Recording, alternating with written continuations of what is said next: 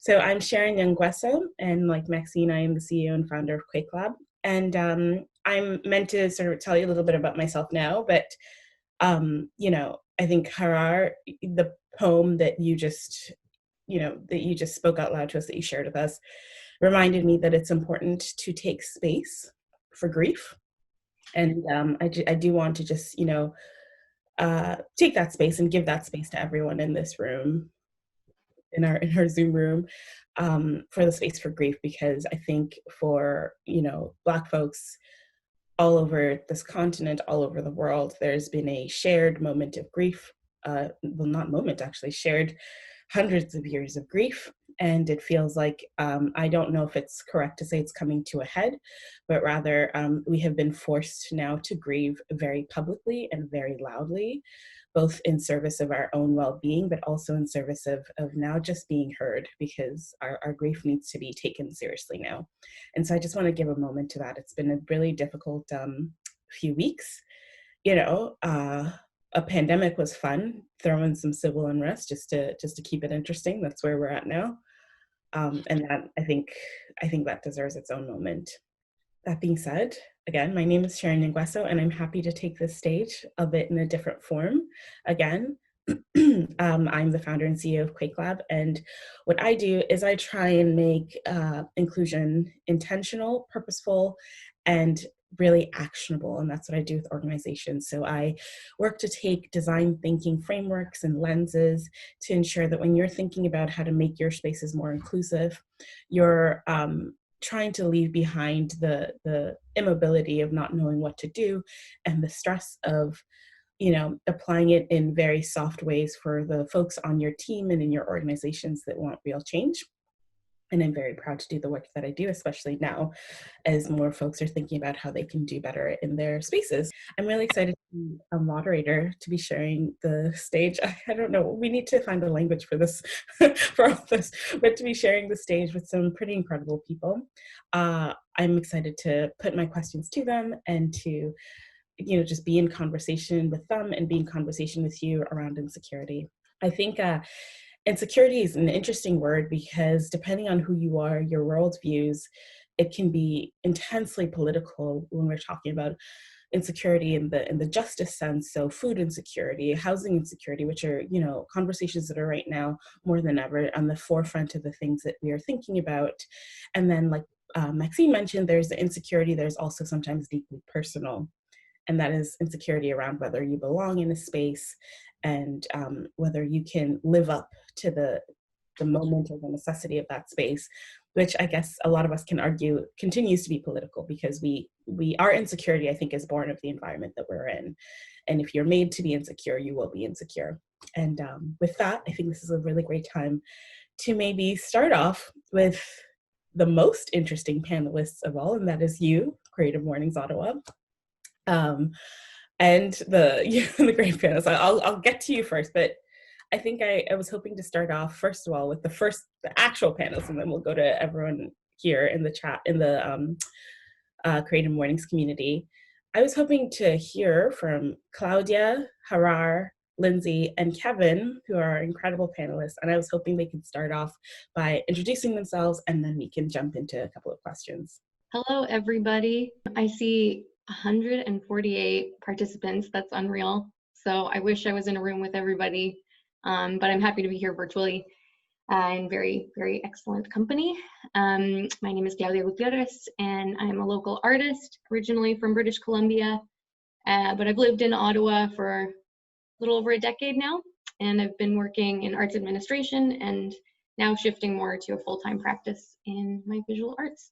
My name is Harar. I'm originally from Toronto. I moved to Ottawa from my undergrad. I'm now in my master's, and I am I guess, very multidisciplinary person by nature. So in addition to doing a lot of community work as my day job and being a student, I also am a visual artist, a spoken word poet, and a baker. And I own a business called Sweetheart Desserts, which specializes in vegan goods. My name is Kevin Bourne. Those in the hip hop community refer to me as KB the Boss. That's my radio name. But I'm originally from Toronto. I've been in Ottawa for just over 10 years. I'm the editor of Shifter Magazine, which is like an online Black and urban culture magazine. I'm also the co-founder of Shifter Agency, which is a PR, marketing, and branding firm. And I do a lot of kind of freelancing in the city, writing, as well as a lot of TV and radio. You can catch me on CHUO every Tuesday morning. But that's basically me. Morning, everyone. I'm Lindsey Kavanagh. I'm full-time digital marketing manager at Invest Ottawa. I've got some colleagues on the phone or on the line here too, so you can ask them questions about what we do at Invest Ottawa, but it's a lot. I'm also a part-time professor at Algonquin College. I teach advertising in the public relations program. And then I'm also the co-founder of a business called Dapper and Daring. We're an online directory of LGBTQ-friendly businesses in the city of Ottawa. All right. So I'm hoping to put a pretty big question to all four of you, and then we can pass it on to the community, if that's okay. So I was hoping we could start off by speaking to this month's Creative Morning themes, which is insecure. And I really am curious to know, what is your relationship, each and every one of you, with this word or label, and how does that relationship show up in your personal life and in your professional life and your work? Yeah, so for me, insecure, I mean, it pops up in every area of my life. Like, there's insecurity about being a good parent, whether I'm good enough to be a parent, insecurity about, as a Black man, and whether people will accept me in certain settings, insecurity when it comes to just, I guess, my work in general. I find that whenever you hit a new level in your work, it's kind of like you go through those moments of insecurity. Like, I still do. Once again, every time I hit kind of a new plateau, it's almost like, you're in elementary school, and then, you're in kindergarten, you're kind of insecure. And then by the time you get to grade 6, you're like, hey, I'm on the top. And then you hit middle school, you're like, oh, I'm on the bottom again. I feel like there's those moments in life where every time you level up, I level up in my work. I go through those moments of feeling like unstable, like, oh my gosh, what am I doing here? And then I kind of, once I master that level, I find myself leveling up again, going through that moment of insecurity again. So for me, it's something that always creeps up in life all the time. I don't think it's something you ever truly overcome. I love that. Yeah, Kevin. And there's this idea of probably it's like different hybrids of insecurity depending on the level you step up to and who's in the room when you get there. Mm-hmm. Harar, please tell us about your relationship to insecurity. This is, I don't know, I feel like it's our intro question, but you're right. It is so loaded, and there's so much you can think about it. And I was sort of when I was asked to be on this panel, I was thinking about it. And then when we sort of talked about what was going to be discussed, I was thinking about it more. I was thinking about it this morning and last night. And I think that when I think about insecurity, I don't even think about myself. And I think maybe that is especially right now, but I think about personal insecurity in the way that it translates to socials, our social sphere and our financial sphere. And I think that when I think about insecurity, I think about it as a sort of a place that we've been put in. So you are put into a state of insecurity by a society that I think oftentimes doesn't give you the ability to feel secure. So I think it's interesting that Kevin talked about instability, because I think that insecurity and instability are so intrinsically linked together. When I think about insecurity, I think about the fact that, say, not everyone can go outside and navigate the world in the same way, because different bodies or different skin colors are going to be treated differently. And so I think about the insecurity that, say, trans Black women face moving through this world at such a different rate than, say, a white trans woman, or very different than a cis woman, or just thinking about the ways that we have inherently been made insecure and how that translates to every part of, I would say, our lives. So then I think that, say, social insecurity translates to financial insecurity. And I think that also creates a sense of instability. And I think that what's really interesting about how all of that social and financial insecurity, and also physical insecurity, if you're made to feel unsafe by people around you or unsafe by the state, is that you end up internalizing all of that insecurity, and it impacts the way you navigate this world. So it means that you have more imposter syndrome. It means that every time you go into another professional environment, into another social environment, you face this huge amount of insecurity. You think, am I going to be welcome here? And sometimes it's not even about being welcome. Sometimes it's, am I going to be safe here? Am I going to be stepping into a place of physical insecurity by entering the space with my body, with my skin color, with my gender. And it's really funny. I was talking to a friend who, like a very, very good friend, very politically active, but he's like a white man. And I was talking about the way that like I navigate the world, and the way that I say like I go into spaces sort of prepared to face what I'm going to see. So as a Black woman, for instance, or as a Black femme presenting person, not a woman, non-binary, but in that people see me as a woman, I am expected to be upheld to a higher standard, because I recognize that if I don't uphold myself to this standard, then I am also going to be in a state of insecurity, that I could also be made to be unsafe, that I could also be made to feel like I don't belong. And I think that then all of those like factors in terms of social and financial insecurity are ultimately linked to how we are made to feel insecure in our work and in our school and in our social environments. Whew. Yes to everything. We're done. Everyone go home. We're done. No, I absolutely agree, Harar, and that idea that I think we need to hold space for the idea that insecurity is not it's not born internally, but we read it from the way we're read, externally in the outside world. And just like, turning into security, like creativity, I think that also affects the way we create when you're in a state of constant or insecurity that is in flux. Thank you. And Claudia, please tell us about your relationship to insecurity. We're close. Yeah, I carry it in my body for sure. I had a really good conversation with my husband about it. We both have immigrant parents. Financial insecurity it deeply affected the way we make decisions in our lives.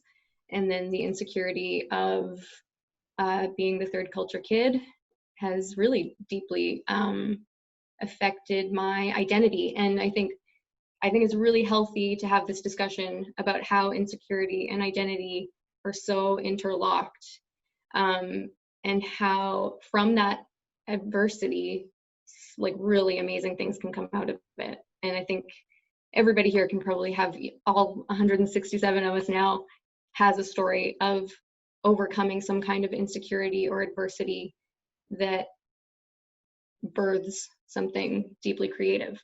Yeah, I think you're absolutely right, Claudia. And, even the idea that sometimes we cannot overcome a certain kind of insecurity. You mentioned things like financial insecurity. And I don't think that, we can also be conscious of the fact that that's okay, that sometimes those are not for us to overcome, and it is for the world to move differently so that we can feel more secure.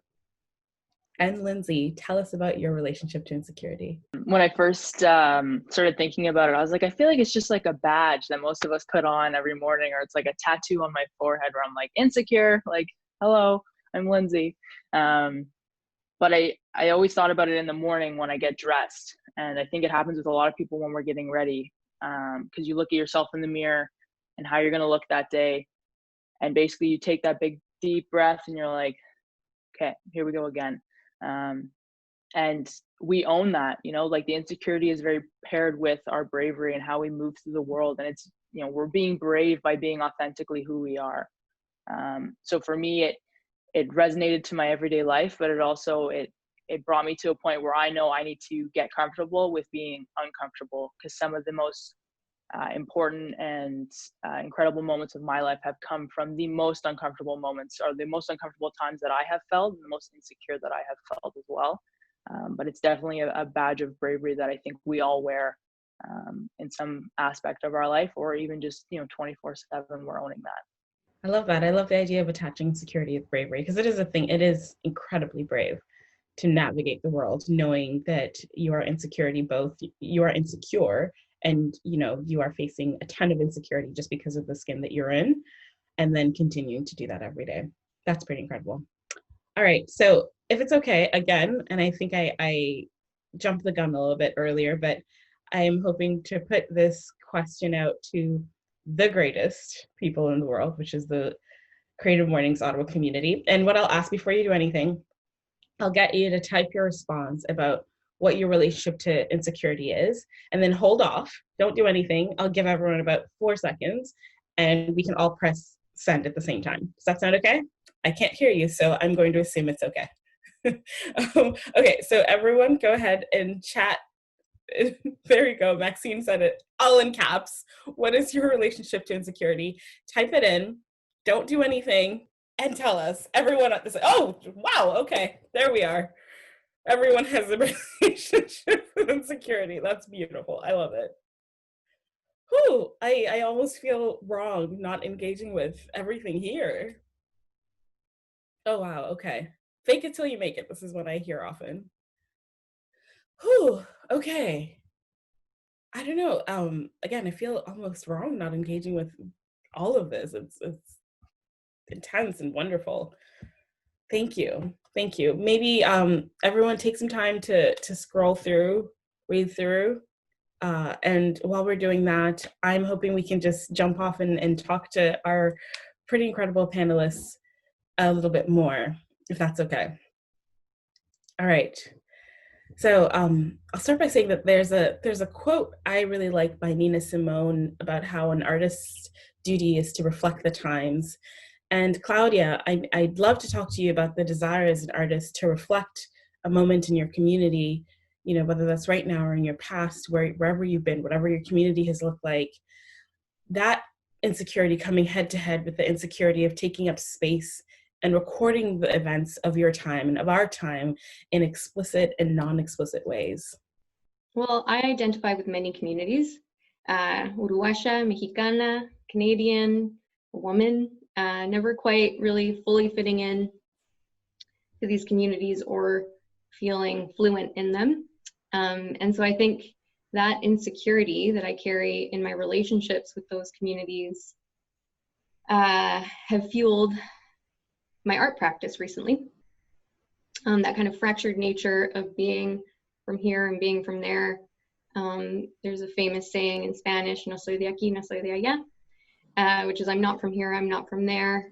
And it's really poignant to me, having one parent from Uruguay, one parent from Mexico, born in Canada. I feel like I am of many places and many communities. So I started creating soft sculptures recently, pillows with fringes that look like women's hair, cushions with long braids that go for meters, kind of growing a lifespan out of them.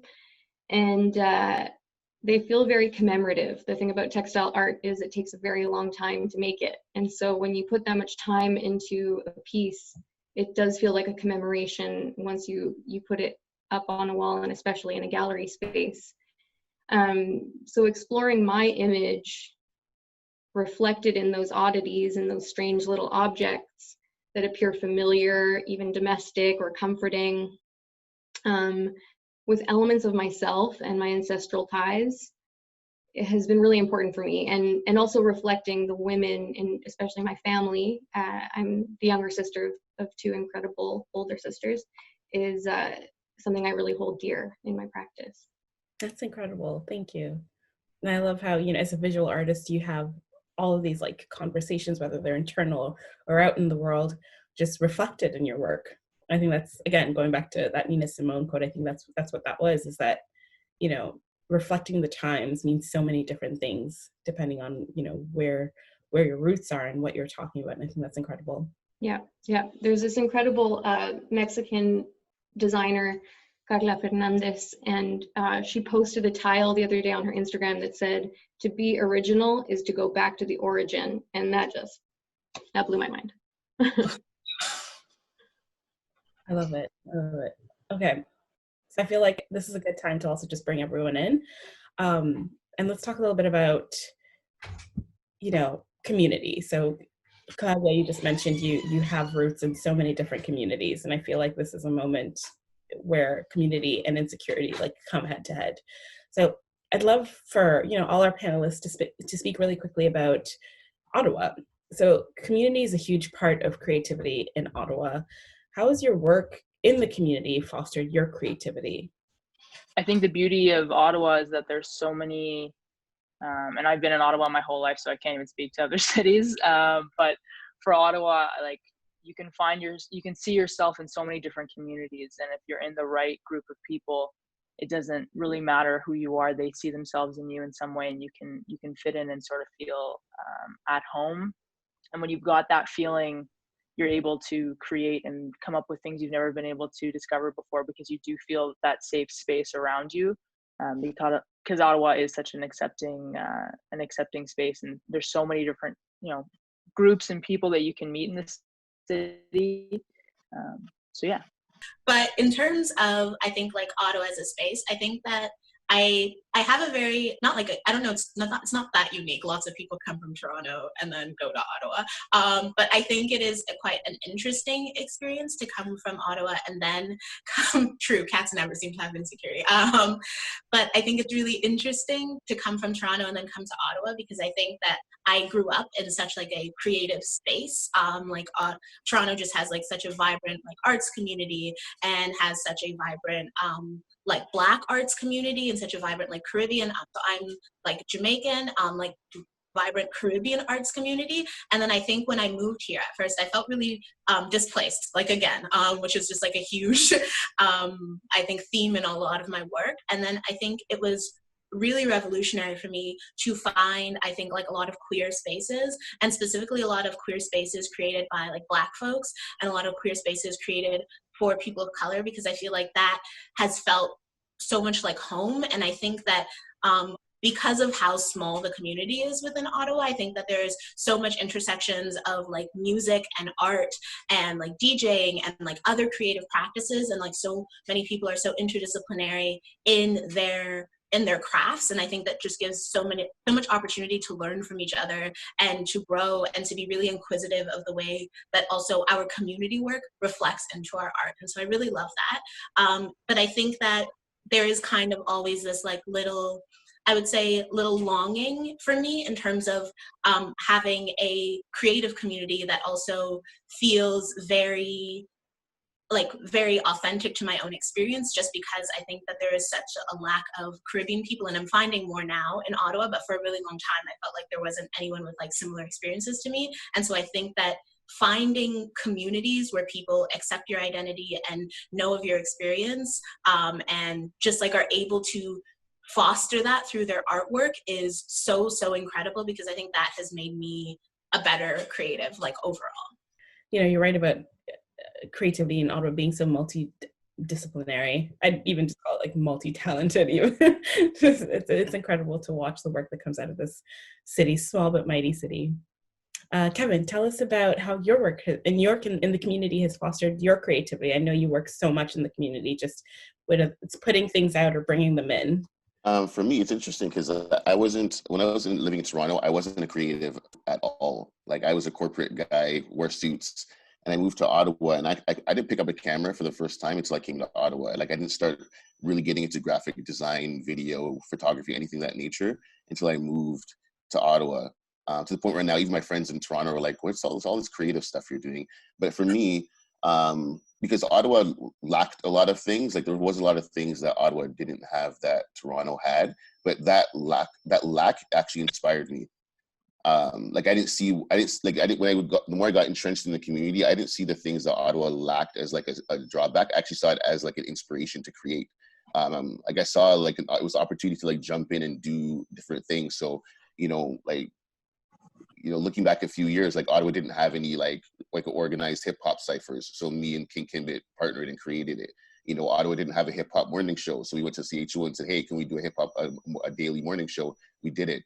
And so for me, just to work, I tend to like kind of look at Ottawa and see like, what does it lack and where could I jump in and actually like do something about it?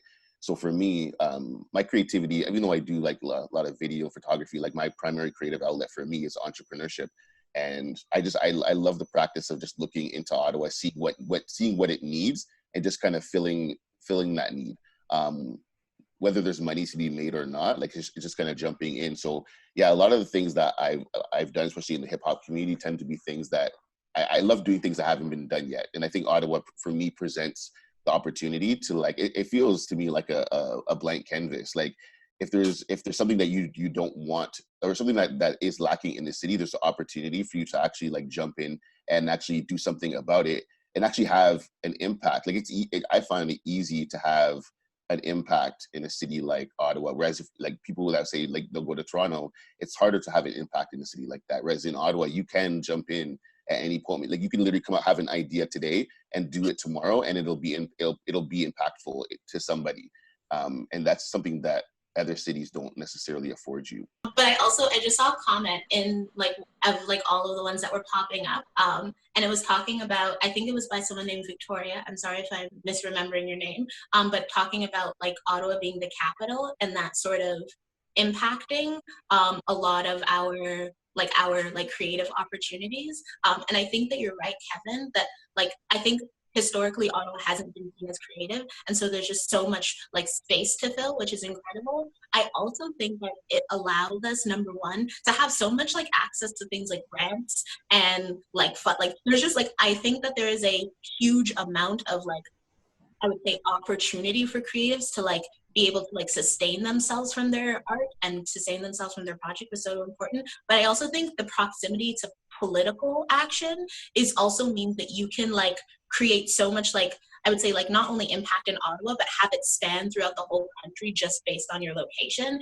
and have art that is linked to politics and linked to political action so intrinsically. I'm sorry for cutting it. I just thought that was a really interesting comment from the audience. And I was wondering if other people had thoughts on Ottawa being the capital. No, I get it. I'm 100% on board. I was just gonna say with Kevin, it feels like with Ottawa, when we're talking about the creative community in Ottawa, it's not just creative, it's also entrepreneurial, and it's also just intrinsically political. And those are very cool things to bring together, I think, in one space. I think that when we talk about insecurity, there is a tendency to lean into the danger or the threat associated with insecurity. I do it often. But Lindsey, I'd love to flip that around a little bit and talk about the joy born of being in a body or a space or a community that is seen as living in a state of insecurity, and using that community and joy to create wonderful things and support each other really loudly and in really radical ways. Just going back to what Harar and Kevin talked about, which is insecurity in a community, and from that, this entrepreneurial spirit, this political spirit, this community spirit that I'd love to talk to you about. So the website I started, Dapper and Daring, is sort of the textbook experience that I went through to really feel that love and that community and that warmth around the insecurity. So that business started because simply I was having issues being myself in the world and existing in the world. We're not in person, but I'm a 6'2" male presenting woman, and I can run into a lot of issues with that. So, getting my hair cut can be confusing for some people. Buying clothing can be a bit of a mission. Finding spaces that you feel safe and comfortable in. Because when I first came out, I'd go to a store and be like, okay, I'm going to buy a button up. I'm going to buy that. And then you're like, oh my God. And then you come home with a tank top because you were uncomfortable. And it's like, oh, come on, that's not what I wanted. So for me, I figured that there was lots of people going through similar emotions or issues in Ottawa. And I put out an announcement saying, I want to start this online directory of LGBTQ friendly businesses to be a space where you could feel safe and where that you can find that home and that sense of community for yourself. And the response was incredible. We had so many people volunteering and wanting to meet up to talk about how their space could be more inclusive. And really that came from just sharing my own raw experiences in the city, which some were just random confusion with some people in public, and some were a little bit worse where people are approaching me in the streets and saying bad stuff to me. But all of that, all those insecure moments tied together to create this really one positive experience and this positive outcome. I don't want to say backlash. Oh my God, the comments that came back, the feedback that came from that was incredible. Again, I don't think I want to tout this idea that your insecurity always needs to birth something beautiful and joyful, because I think sometimes it's fine to not even just, engage with the things that make you feel a sense of insecurity. But I do think we should celebrate those moments where insecurity births something, really great, and something that brings in community and supports them and allows them to alleviate that feeling of insecurity. Yeah, 9 times out of 10, I end up in Netflix and in bed when I'm insecure. But that 10% of the time. I feel like this is also a great plug for no reason. If you haven't seen the show Insecure, You probably Issa Rae, cut me a check. And we wanted you to talk to us a little bit about how many of you feel like your workplace or industry is currently a place where you can be yourself. And that poll is gonna launch now. All right, so you can just go ahead and click, whatever feels right. So again, how many of you feel like your workplace or industry is currently a spot that you can be yourself? So that's like a pretty loaded question, I think, because we spend so much time in our workspaces. And I'd love to encourage you, if you, said never, or even sometimes, I'd really encourage you to, reach out. We've got a lot of great folks, both in this panel and also just in the audience, who do this kind of work, myself included, or even just like have experience in trying to create more inclusive workplaces. Like, reach out. Flag it, let us know, because I think, we don't want to put out a big question like this and then leave you hanging after you've been relatively vulnerable. So reach out, talk to us, talk to your community about how we can support you in trying to inject that insecurity so that you can, exist in your workplace with confidence and you can thrive. Because I think that's really all we want, right? All right. And I'm going to do another round of questions just for everyone. And I'm going to let, any and all panelists answer. Let me know if this question just touches you in a very specific way. Let me know. One of my colleagues, they went on social media and he said that you'll never see, like you see, some Black men in the media, but he said you'll never see a Black man with dreads doing the 6 o'clock news. You'll never see a Black man with an afro. Presented, they're always presented as very like what is presentable to be honest, of a very white audience, and so just that fact is like that's revolutionary. Like even like Stefan Key said it the other day when we were on a panel together. He was like, he as a Black man always feels the pressure of presenting himself a certain way that is acceptable to people who aren't Black, right? Like he doesn't wear his hair a certain way. He isn't, he had to grow his hair because of the pandemic. But otherwise, he's very insecure about that because he's like, what will people think about me as a Black man if I actually like grow my hair out? So I think just like that fact says that you can't fully necessarily like present yourself as yourself in certain industries, or even in the place of business. There's certain things that are considered professional in, say, Africa, that are professional attire, or attire in the Caribbean that's considered like professional attire. But it's like, could you wear that in the office here in Ottawa? Probably not. People would look at you like, well, like the understanding of what professional means is different in different places. And I don't know if what is professional in Africa or the Caribbean or somewhere in some other country would actually be well received in certain settings like here in Ottawa or North America. Yeah, no, I think you're right. And I think there's also the added element that when you are a visible minority in professional spaces, chances are you whether you want to or not, become like the representative. And there's a level of deep insecurity that comes from like, I need to present in a very specific way to ensure that everyone that comes after me is treated well. And that is, and again, like, speaking to Harar, what you mentioned about a lot of the insecurity being external, and that is not a burden that I think anyone should be able to carry. And I was going to put out a question, Kevin, you spoke to this a little bit, but just how we can make our workspaces more secure for people to openly be themselves.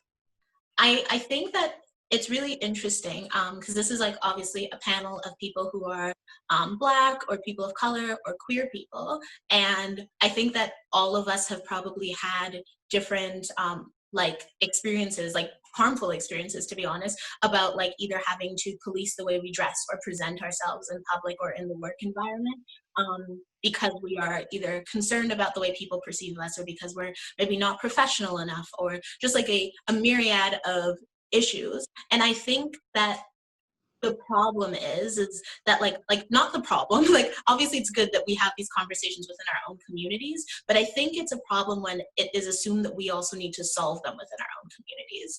And I think that is like just like hugely problematic. Like anti-Blackness isn't a Black problem, it's a white problem, right? Like if a white person perceives my natural hair as unprofessional, that's not my problem.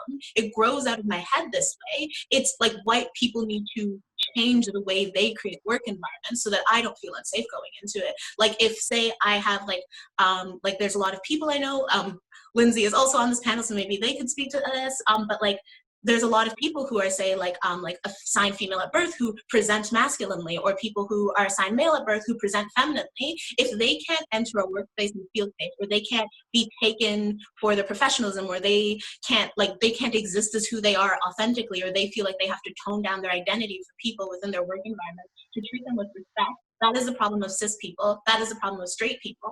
And I think we really, really, really have to stop assuming that like it is on people who are marginalized to make spaces safe from themselves. It is on the burden needs to fall on the people who are making the space unsafe. I love that. Just wanted to say that. Yeah. No, Claudia, go ahead. Yeah, I just wanted to say I completely agree. And I think the best act of resistance we can do is to completely root ourselves in ourselves. And as someone who assimilated their whole lives, I could not agree more. And yeah, it's funny, I have a hair story where a older student at an art school I was working at came in up in arms about a presentation actually Latina artist had done. It was a series of photos with women. Latinas wear their hair long. We wear braids. It's been going on for hundreds and thousands of years. And she said it was succumbing to the representations of the male gaze and all this stuff of the patriarchy. And I tried to explain to her that no, it's actually a cultural thing that Latinas do as a form of showing lifelines, of showing their lives in a measurement, right? And so it was a really interesting experience, because then I realized I've been cutting my hair up to here to stay professional, like Kevin was saying. And good old quarantine, I mean, made my hair 20 inches long, and I'm loving it. I'm just like, I'm seeing these braids coming out in my work. It's incredible to really start to hone in on your identity like that. Is the most powerful thing you can do. Yeah. Just to chime in on that, like years ago when I was working on the Hill, I was working for a Black parliamentarian, and I decided to grow an afro one winter because that was like my habit to grow afros in winter for some reason, probably to keep my head warm. But then, yeah, so the first year I was on the Hill with the afro, like my boss was offended by my afro, and he's Black. He was offended by my afro. And part of it because he was worried about what other people would think. He was worried about like, what would other people think if they see my staffer with an afro. Like that's not considered professional. So in the end, I kept it for a bit, but it ended up cutting my hair after that. But that was like my first of like, wow, okay, like my natural hair isn't acceptable in this environment, you know? So. Yeah, no, thank you, all of you. And I mean, I almost want to make like a call to action for all 168 people here that, you know, whatever space you're working in, we need to take up responsibility as people who, you know, like myself, like as a cis person, I need to take responsibility to ensure that the space that I work in, the space that I am considered professional in my industry, I need to be the one to alleviate levels of insecurity for people who, you know, walk in and tense up and have to, you know, like Claudia said, assimilate or you know, just live differently. If your team needs to live differently outside work than inside work and the way they present and the way they speak, then, you know, that should be a pretty big red flag for you, I think. Thank you all. And I'm going to just circle back to Harar. And I hope you don't mind, but I'd love to read a poem that you wrote out loud. And I hope I do it justice. I probably won't, but I'm going to try my best. And this is, again, a poem that Harar wrote, and it's on her Instagram, which is beautifully curated if anyone wants to go give her a follow. I do not want to fall into despair, but grieving has been woven through our DNAs, collective imaginations, still fixated on a reality wherein society acknowledges our humanity. Now, not only is that just a stunning piece of art, but it made me really curious about how you, as an entrepreneur, a poet, an artist, a creator of yummy things, how you navigate moments in your life where insecurity at a personal level collides with insecurity at a political level that I think has been pulled through that poem? Yeah, so I think I've sort of spoken about this a little bit at the beginning, and that I think that insecurity at a political level and insecurity at a personal level are so intrinsically woven together. And I was reflecting a lot on this because some people have asked me recently, like, what's my inspiration? And for like my art, I draw like a lot of like bodies, and I focus in on close-ups because I think that there's like a lot of beauty in like honing in on specific details.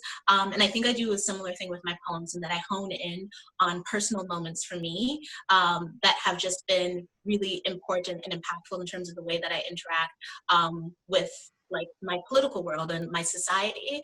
And what I've realized, and also like in terms of baking, is that I use creativity for my own healing. So the way I started writing poetry was I just like couldn't access therapy in high school, and I just like needed a way to express like a lot of things that I was going through. I was like I was closeted, and I hadn't really completely like understood my gender, and I was dealing with a lot of like instability at home, and I just like I needed an outlet, and like writing was an avenue for healing. I think about art in the same way, and that like I have drawn all throughout my childhood, but I'm part of a really artistic family. I'm very grateful for that, but I think that the ways that like I have connected with my art was through painting, reflections of my own body, and sort of like looking at the ways that like my very feminine presenting body oftentimes isn't like read as non-binary because it's not very androgynous.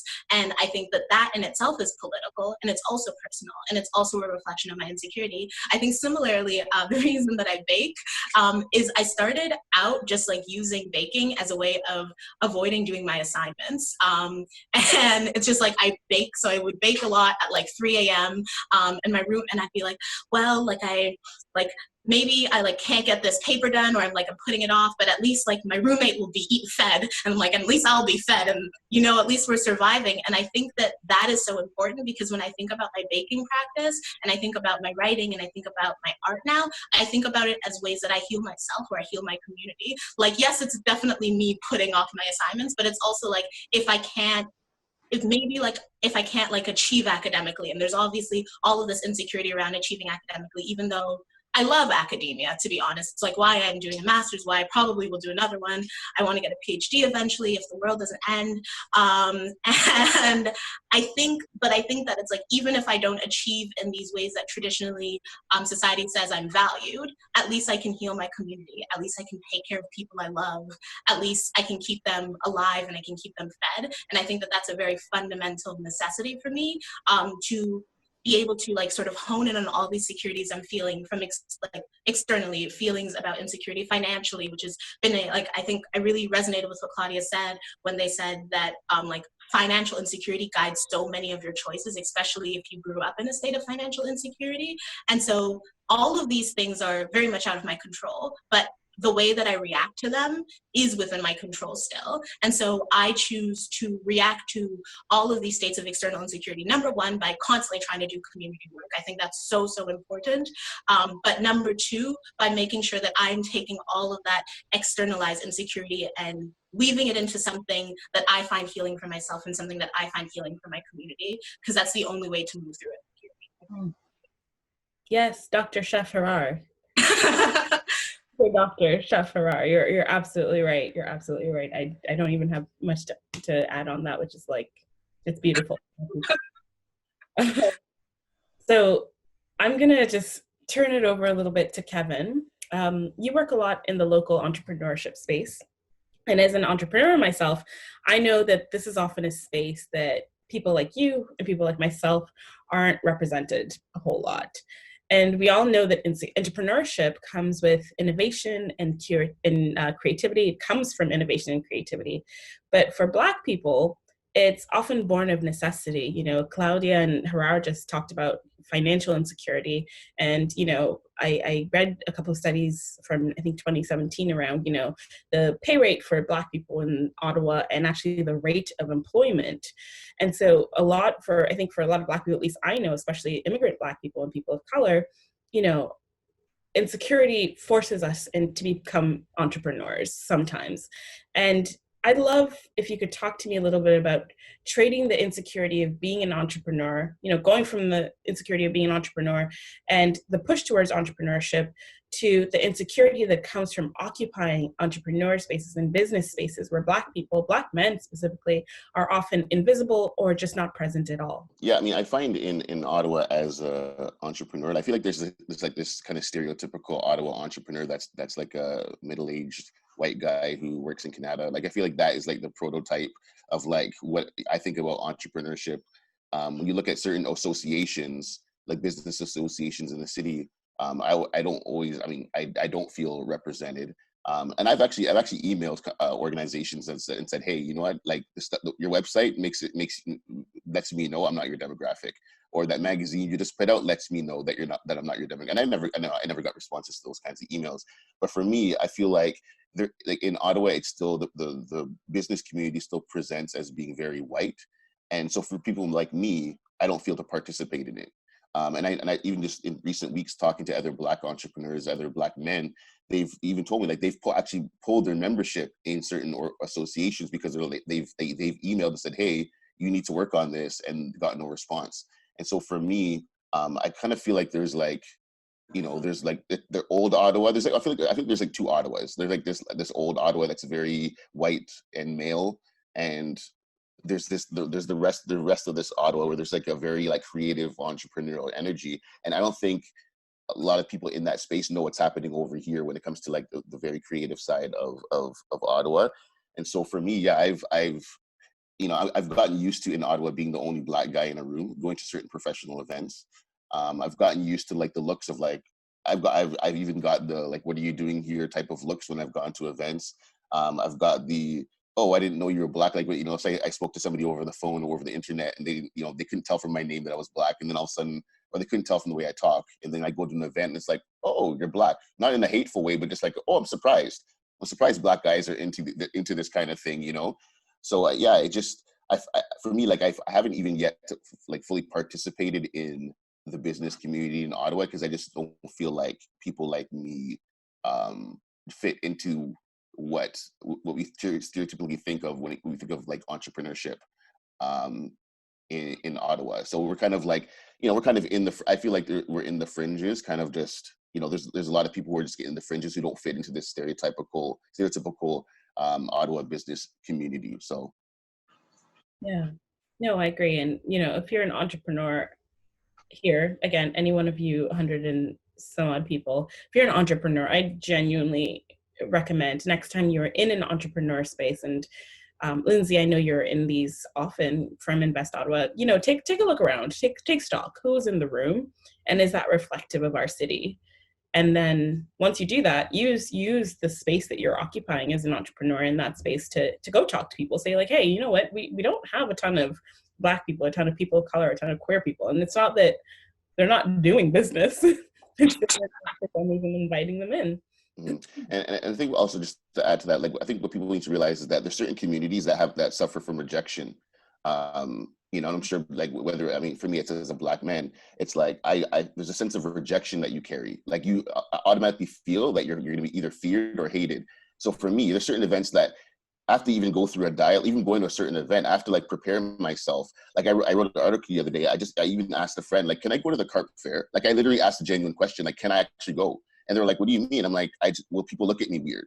Will people actually like, I get those looks that I know I get when I go to certain events. And they didn't realize, oh shoot, like you have to ask yourself certain questions and prepare yourself to even go to certain events, or to ask like, am I going to be welcome at certain events? Whereas if you're not, say if you're not a visible minority or person of color or any kind of marginalized community, you go to things, you go to events not even thinking, am I going to be accepted? Whereas for us who are part of communities where we've suffered rejection, we have to prep ourselves or even ask ourselves whether we should go to certain events, because we're like, are we going to be accepted? And I think people need to understand, like, there's a rejection that comes with being part of certain groups, and that rejection actually like hinders us from stepping forward. Like the other day I wrote an article with Ottawa Business Journal saying like, I think the quote was like, diversity is inviting everybody to the party, but inclusion is asking somebody to dance. And I was like, and I said in an article, I said, you know, as a Black man, I'm like, I feel like I've been invited to the party, but no one's asked me to dance yet. You know, and I think, and sometimes if you're a part of that group, where you're like, hey, I'm a white male in Ottawa, you're thinking, well, why should we have to ask you to dance? But it's because we carry rejection. You know, we like, it's like, you know, it's like, I assume I'm not your type, so I'm not going to even get on the dance floor and dance with you, because I'm like, I'm not your type. And I think a lot of companies let us know, whatever group you fit in, they let us know that we're not their type. And I think companies need to do a better job of letting us know that, yeah, you are our type, and we want you to dance with us, you know, type of thing. No, I agree. And there's some I think well-kept secrets in some of our communities. Like, I don't know if many of you know, but most Black people, before you travel, you got to Google, is X country racist? These are ways that we need to step in. And I like that. I like you talking about rejection. I'm going to just, because we want time for our community to speak to each other and to us, I'm going to get us to do like a pretty rapid fire. And I think, Kevin, you've transitioned us really well. A rapid fire question, which is like how you transition your insecurity into confidence and ownership of self. So I'll get you all to just do a really quick response so we can bring it back in for the audience. Go for it, Claudia. I see you. I don't. Cool. Lindsey. I was agreeing, like, I really don't, but also, like, you try and find yourself, like, little pieces of yourself, and it's not often for a lot of marginalized folks, but just try and find yourself somewhere. All right, Kevin. I think it's an ongoing process. Just a recent instance where I felt like I was insecure and I overcame it, and it was very practical, but it was just going over my portfolio.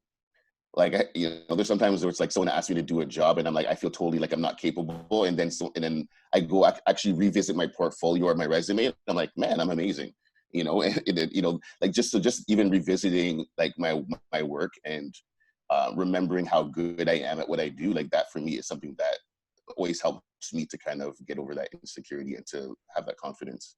Yes, I love a practical tip. Do that, everyone. When you're done here, go through your resume and be like, damn, I am qualified. I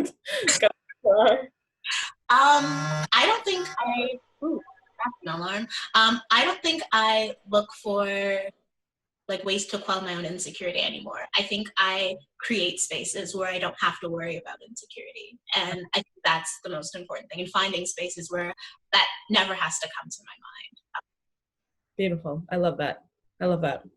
All right, and now we'll put it out to the audience. I know we've really pushed time here, but we'd love to hear from the audience if, all of you have any questions. And I actually don't even feel like calling you an audience. I feel like you're just our co-panelists without your videos on. Let us know. Do you have any questions for any of the panelists, for your community? Maxine and Marwan, maybe you can lead us in making sure we catch questions and, I don't know, do your thing.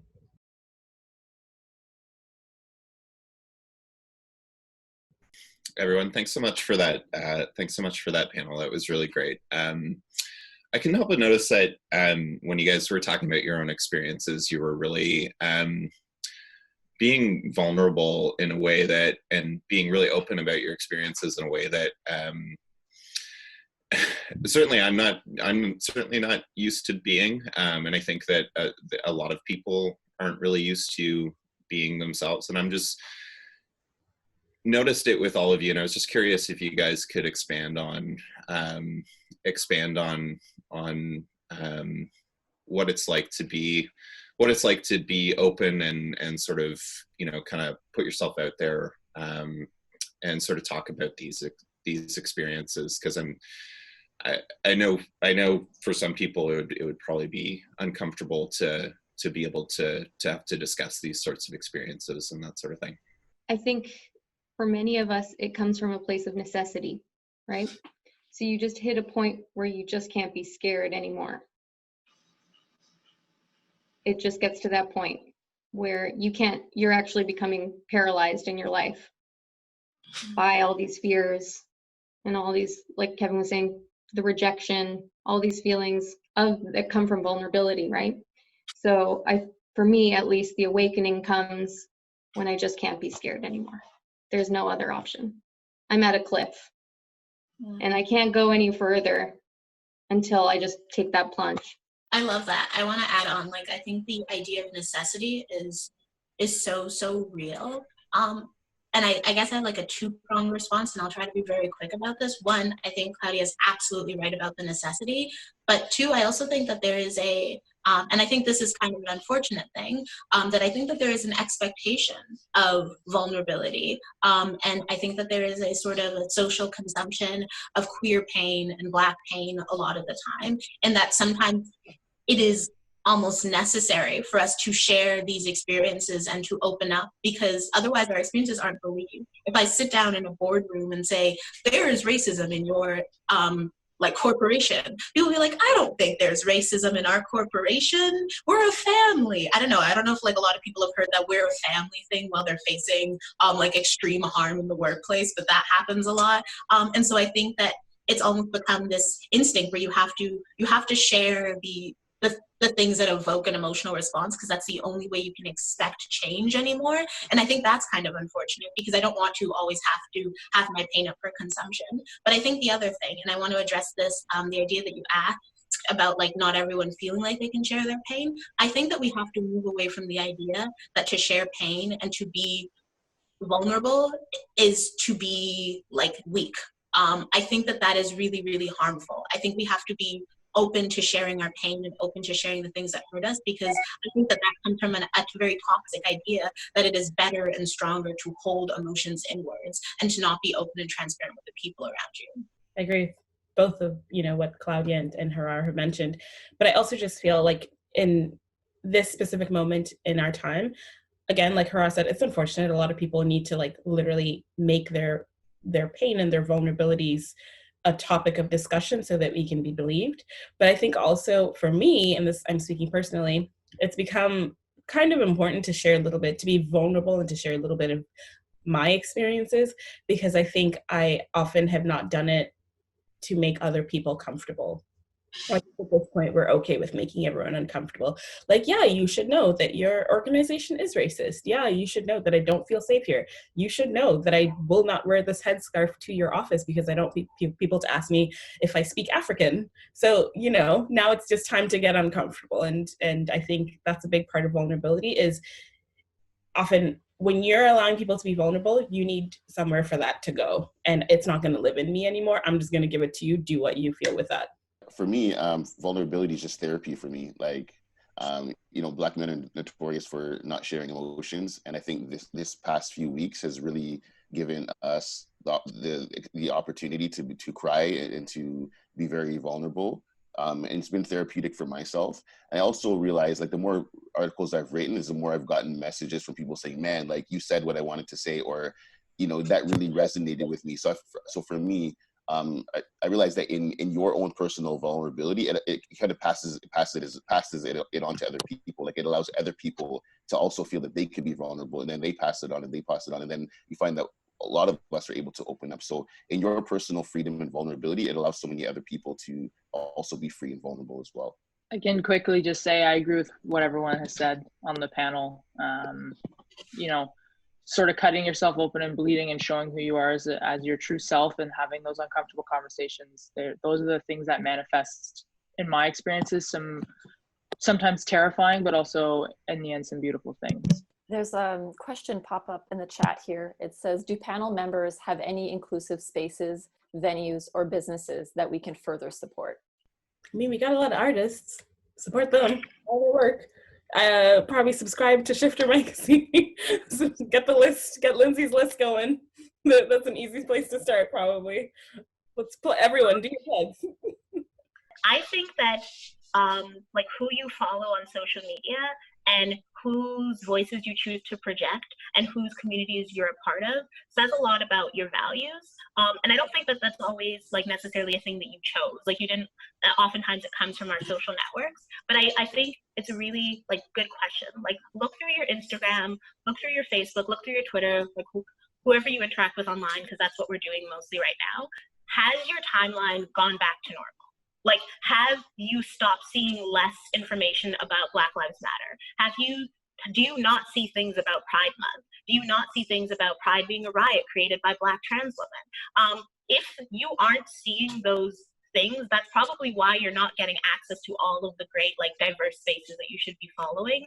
And so, like, I would recommend definitely follow everyone on this panel, but then don't stop there.